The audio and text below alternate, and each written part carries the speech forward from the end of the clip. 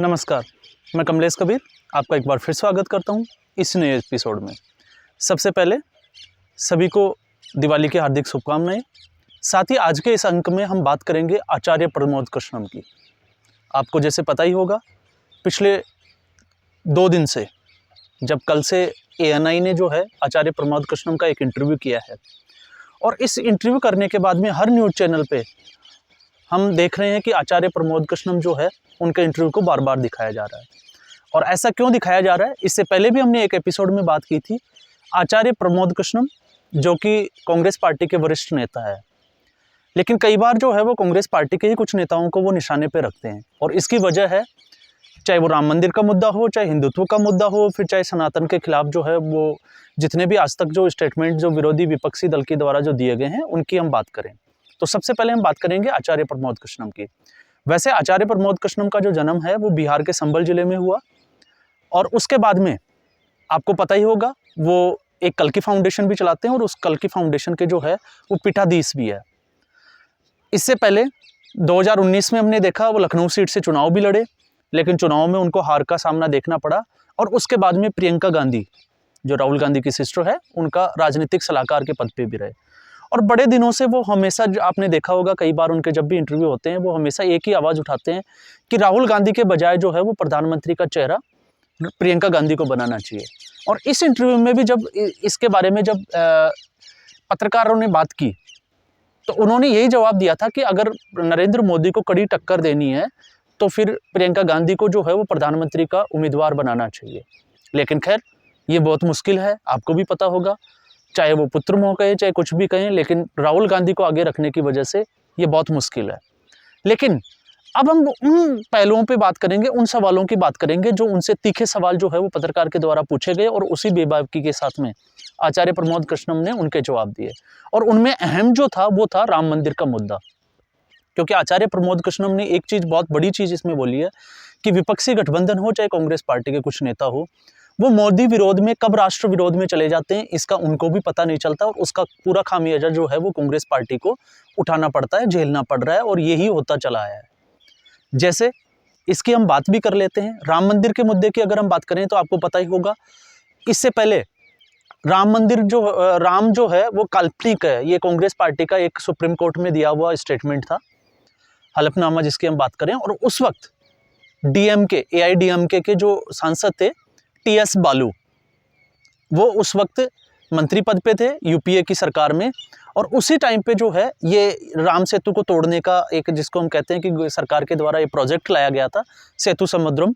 और उसके तहत जो है वो TS बालू ने ये सारा हलफनामा जो है वो सुप्रीम कोर्ट में दिया था कि इस राम सेतु को तोड़ के जो है वो यहाँ से एक सीधा रास्ता निकलना चाहिए। और उस वक्त UPA की सरकार थी। लेकिन अभी अगर हम बात करें तो कोइंसिडेंटली आप देखिएगा ये दोनों चीज़ें मैच कैसे करती है।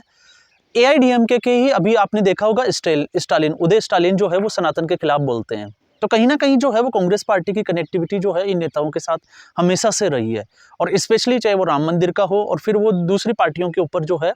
वो इसका आरोप लगाते हैं। और इसमें भी जो है आचार्य प्रमोद कृष्णम ने यही कहा है कि राम मंदिर, अगर जैसे क्रिश्चियन, उनका आप आंसर देखोगे तो उन्होंने कहा कि क्रिश्चियनिटी में अगर हम देखें तो जीसस के बिना कुछ नहीं है, पैगंबर के, अगर पैगंबर साहब के बिना, अगर मुस्लिम कम्युनिटी की बात करें, मुस्लिम धर्म की बात करें तो वो कुछ भी नहीं है। तो ठीक ऐसे हिंदू धर्म भी जो है वो राम के बिना जो है उसकी कल्पना भी नहीं की जा सकती है। तो ये अब ये सनातनियों को जो लगातार जो है मोदी विरोध में, या मोदी को जो है वो राम का एक एजेंडा चलाने वाला, या इसको हम कह सकते हैं कि राम मंदिर के मुद्दे पर चुनाव लड़ने वाला मानते हैं, उनको भी ये करारा जवाब है। इसके अलावा अभी जो नीतीश कुमार का जो बयान था विधानसभा के पटल के ऊपर, आपने देखा होगा जनसंख्या नियंत्रण के ऊपर उन्होंने जो बोला, तो उन्होंने ये भी बोला कि कामसूत्रा का जो उन्होंने जो विश्लेषण जो विधानसभा के पटल पे किया, उससे जो है वो पूरी नारी शक्ति को जो है उन्होंने बदनाम किया, उनको शर्मसार करने का काम किया। लेकिन सबसे बड़ा जो उनका जो सवाल का जो जवाब में जो था वो ये था कि उसके बावजूद जो है, जो इस गठबंधन की हम बात करते हैं, उस गठबंधन के किसी भी नेता ने उसको जो है वो गलत नहीं ठहराया, और यही इस गठबंधन का दुर्भाग्य है। इसलिए उन्होंने जो है वो विपक्षी गठबंधन के अस्तित्व के ऊपर भी जो है वो बहुत बड़ा एक सवालिया निशान लगा लिया। वैसे अब आप लोग सोच रहे होंगे वो आचार्य हैं, हिंदू धर्म से आते हैं, तो शायद इसलिए बातें कर रहे हैं, लेकिन मैं आपको इससे पहले भी आपको बता दूं कि आचार्य प्रमोद कृष्णम बहुत बार जो है वो टीवी इंटरव्यूज में इन मुद्दों को लेके और हमेशा जो है वो कांग्रेस पार्टी को स्पेशली वो ये सलाह देते हुए भी नजर आते हैं कि कांग्रेस पार्टी को स्पेशली मोदी की आलोचना करनी चाहिए, मोदी विरोध से राष्ट्र विरोध की तरफ नहीं जाना चाहिए। और इसका एक ताजा उदाहरण जो था वो हमने देखा हमास, और इसका भी जो उल्लेख है आचार्य प्रमोद कृष्णम ने अपने इस इंटरव्यू में रखा कि हमास का जो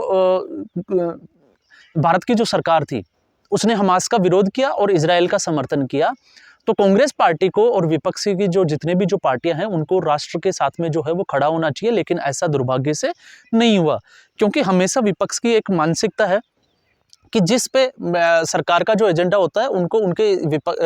खिलाफ जो है वो बोलना होता है। लेकिन उन्होंने एक उदाहरण से भी बताया कि जब भारत और बांग्लादेश और पाकिस्तान की जब बात थी, जब पाकिस्तान के जो टुकड़े किए बांग्लादेश ने, बांग्लादेश बनाया, तो उसमें जो है वो विपक्ष में घोर आलोचक अटल बिहारी वाजपेयी जो इंदिरा गांधी के घोर आलोचक थे, उन्होंने भी जो है इस फैसले पे जो है वो इंदिरा गांधी का समर्थन किया था। तो ये कांग्रेस पार्टी को जो है ये चीज़ें नहीं भूलनी चाहिए। अब विधानसभा के चुनाव है 5 राज्यों में, तो 5 राज्यों में जब विधानसभा चुनाव की बात पे जब उनसे सवाल किया गया तो उनका जवाब था कि 5 जो राज्यों की विधानसभा है उसमें कांग्रेस पार्टी जो है वो बहुत बड़ी पार्टी है और वो जो है वो भारतीय जनता पार्टी को कड़ी टक्कर देती हुई नजर आती है। लेकिन जहाँ लोकसभा चुनावों की बात है तो 2 टेन्योर 10 साल में जो है इन्होंने एक जिसको हम कहते हैं कि मोदी विरोध का एक गलत एजेंडा चलाया, उसका खामियाजा जो है वो 10 साल से भुगतते आ रहे हैं। और अब भी जो है वो कांग्रेस पार्टी हो चाहे विपक्षी गठबंधन हो वो उसी ट्रैक पे चल रहा है। तो इससे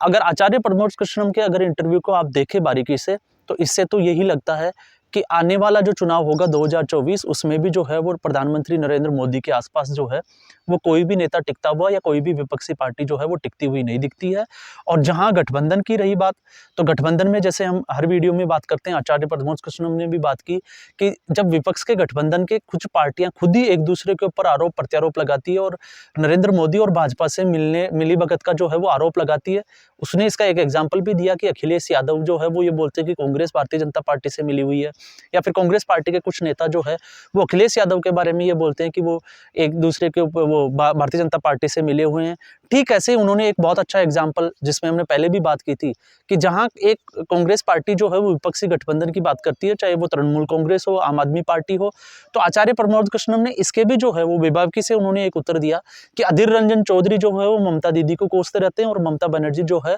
वो लगातार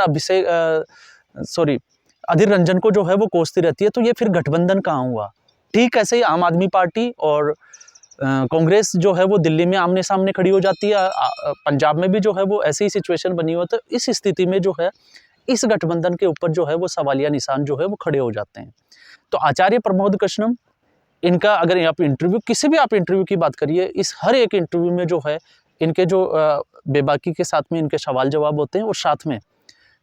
इसी वजह से आप देखोगे कि उनकी जो कांग्रेस की स्टार प्रचारक की जो लिस्ट है उनसे भी उनका नाम कट गया है। और हो सकता है बहुत जल्द अगर हम ये भी देखने को मिले कि आचार्य प्रमोद कृष्णम को जो है वो कांग्रेस पार्टी से निष्कासित भी कर दिया जाए। तो आज के एपिसोड में बस इतना ही, फिर हम एक नए एपिसोड के साथ हाजिर होंगे। तब तक के लिए धन्यवाद। शुभ दीपावली, नमस्कार।